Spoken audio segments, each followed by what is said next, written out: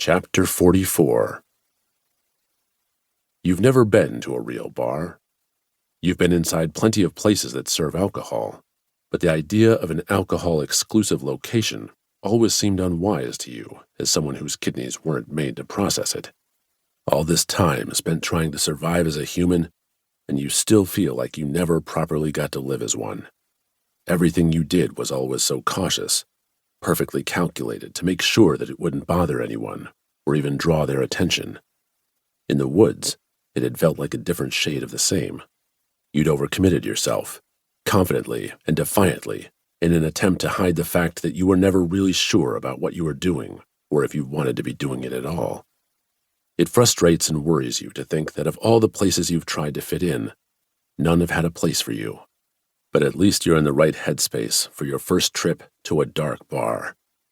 You see a humble-looking building with a neon "open" sign and a few slightly wobbly individuals smoking cigarettes outside. You've always thought cigarettes looked extremely cool, but you have a whole different lip situation than humans, so sadly, there's something you have to watch from afar.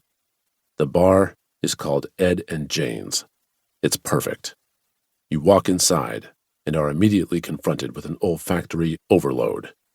The air is sour and musty, with a slightly degraded version of cigarette smoke hanging in it. You'd imagine that this place would smell strongly even to someone whose nose wasn't incredibly powerful. The light is dim, but not dark. The entire place feels wonderfully free from time by some sort of mutual agreement from its patrons, who talk mostly among themselves and quietly, so as not to distract anyone from their booze-based task at hand. The crowd is light, but you assume that as the Friday evening progresses, it's bound to grow. You post up at the bar, a near-perfect height to balance yourself on. The bartender gives you a single look, with eye contact and all.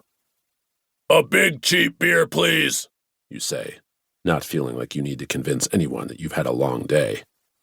Without missing a beat, the bartender pours you a big beer in a glass mug. When he turns his back to you, you lap up a few quick mouthfuls of a beverage that had until just now been only aspirational for you.